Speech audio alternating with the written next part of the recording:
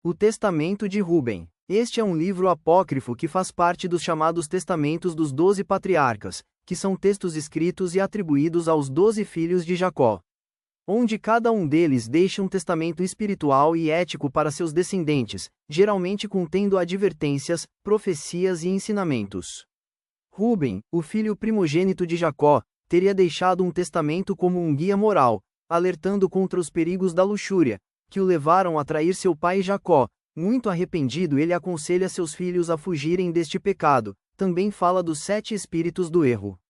É composto de 7 capítulos, e será apresentado por completo. Não daremos nenhuma opinião pessoal, o livro será lido da forma como está escrito. Acompanhe o Testamento de Rúben.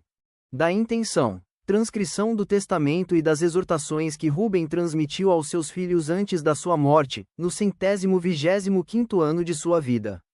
Quando adoeceu, 2 anos após a morte de José, seus filhos e netos foram visitá-lo.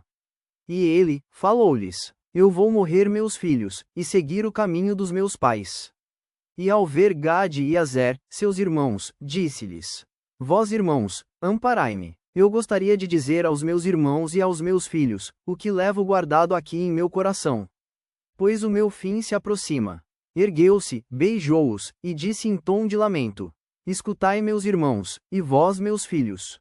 Segui a palavra do vosso pai Rúben, nas coisas que vou recomendar-vos. Peço-vos por Deus do céu, que não cometais a luxúria, e os pecados da juventude aos quais eu me entregava, profanando o leito do meu pai Jacó. Digo-vos que ele, o Senhor, castigou duramente as minhas coxas, durante 7 meses.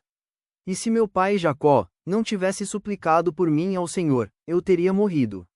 O Senhor queria tirar-me do meio dos vivos. Eu tinha meus 30 anos de idade, quando pratiquei o mal diante do Senhor. E pelo período de 7 meses estive doente, prestes a morrer, por isso fiz penitência diante do Senhor, com firme determinação. Durante 7 anos, não bebi vinho, nem cerveja, nem a minha boca provou carne, e jamais comi pão doce. Mas afligia-me por causa do meu pecado, ele foi muito grande, e jamais algo igual assim acontecera em Israel. Escutai agora, meus filhos, o que no período da minha penitência eu percebi em relação aos 7 espíritos do erro. Foram dados ao homem desde o princípio 7 espíritos de Belial. São eles que presidem as ações dos jovens. Na criação, foram-lhe conferidos 7 espíritos, sobre os quais se fundamentam todas as obras humanas. O primeiro é o espírito da vida, do qual é constituída a natureza. O segundo é o espírito da visão, pelo qual nasce o desejo. O terceiro é o espírito da audição, que possibilita o ensino. O quarto é o espírito do olfato, ao qual se ligam o prazer, a respiração e a aspiração do ar. O quinto é o espírito da palavra, do qual procede o conhecimento. O sexto é o espírito do gosto, pelo qual se saboreiam a comida e a bebida, e adquire-se forças, o vigor reside no alimento. O sétimo é a força da procriação e da cópula, acompanhar o pecado, pela voluptuosidade. Por isso, esse espírito foi o último a ser criado, mas é o que predomina na juventude, cheia de insensatez. Ele conduz o jovem como um cego ao fosso, semelhantemente a um animal que cai no abismo. Junto com eles, o oitavo, que é o espírito do sono, com ele foi criado o êxtase da natureza, e ao mesmo tempo, a imagem da morte. Com esses espíritos, estão misturados os 7 espíritos do erro. O primeiro deles, a luxúria, apoia-se na natureza e na intenção. O segundo, é o espírito da insaciabilidade do ventre. O terceiro, é o espírito da agressividade, que se localiza no fígado e na bilis. O quarto, é o espírito da afetação e da lisonja, para aparecer e mostrar-se agradável. O quinto, é o espírito do orgulho, que leva à soberba e à arrogância. O sexto, é o espírito da mentira, que visa prejudicar, empenha-se em iludir os inimigos e adversários, dissimulando amizade e fidelidade. O sexto, é o espírito da injustiça, do qual procedem os furtos e a rapinagem, para satisfazer a cobiça do coração. Em associação com os outros espíritos, ele opera a injustiça, pela apropriação de bens. A todos eles junta-se o espírito do sono, o oitavo, trata-se de um espírito de ilusão e de fantasia. Assim é que todo jovem cai em desatinos. Quando se lhe obscurece o entendimento da verdade, escapa-lhe o reconhecimento da lei de Deus, e não obedece às recomendações dos seus pais. Disso eu também padeci, na minha juventude. Por isso, filhos, amai a verdade. Assim, ela vos protegerá. Escutai as palavras do vosso pai Rubem. Não olheis nunca para o rosto de uma mulher. Jamais fiqueis a sós com uma mulher casada. Não vos ocupeis com assuntos de mulheres. Se eu não tivesse visto Baila, quando se banhava num lugar tranquilo, nunca teria eu cometido aquele grande delito. Mas depois que a nudez da mulher entrou no meu espírito, essa não me deixou mais dormir, até que eu praticasse o ato horrível. Meu pai Jacó tinha ido ver o seu pai Isaque, enquanto nós permanecíamos em Gader, nas proximidades de Efrata, na casa de Belém. Baila estava deitada no quarto de dormir, embriagada e descoberta. Eu entrei, vi a sua nudez e cometi o pecado. Depois saí, deixando-a lá a dormir. Mas o anjo de Deus revelou imediatamente ao pai Jacó o meu atrevimento. Ele voltou, profundamente entristecido comigo, e não a tocou nunca mais. Portanto, não olheis para a beleza das mulheres. Não fiqueis observando os seus atos. Andai no temor do Senhor e na simplicidade de coração, entregando-vos ao trabalho duro. Ocupai-vos com conhecimentos, com os vossos rebanhos, até que o Senhor vos conceda uma mulher, segundo a sua vontade, para não sofrerdes o que eu sofri.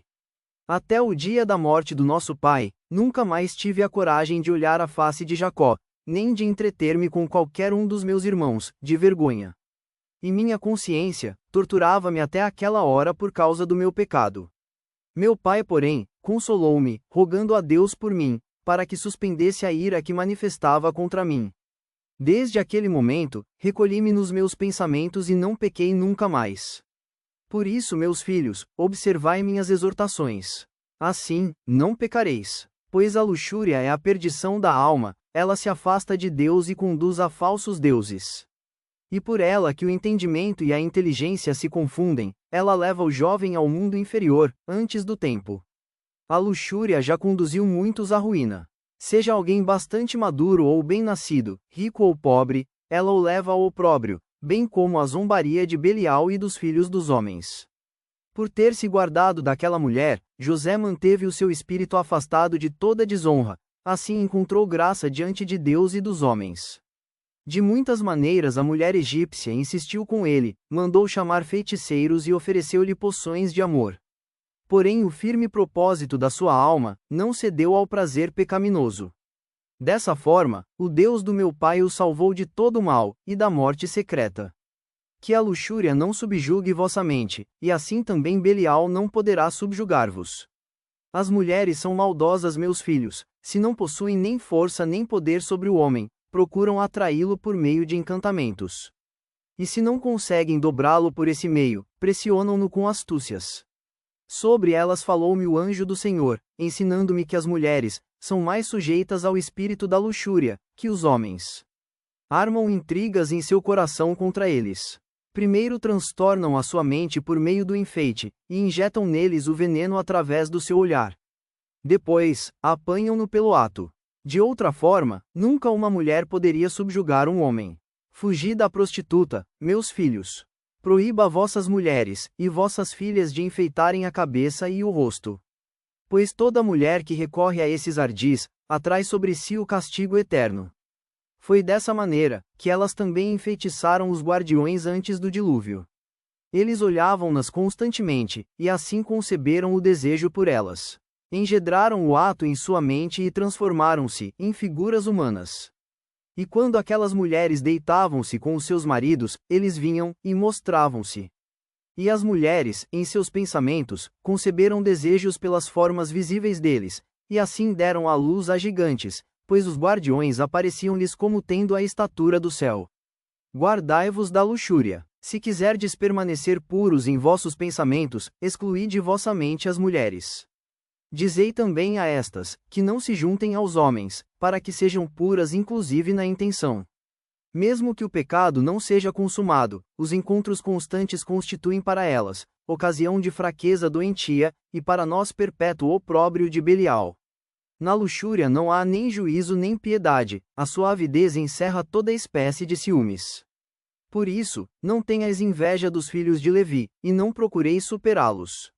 Nem conseguiríeis. Deus os haveria de vingar.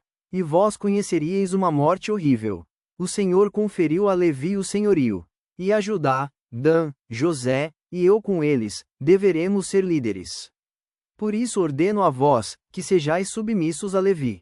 Ele conhece a lei do Senhor, proporciona orientação nos julgamentos, e oferece sacrifícios por todo Israel, até que se completem os tempos em que virá o sumo sacerdote ungido, anunciado pelo Senhor.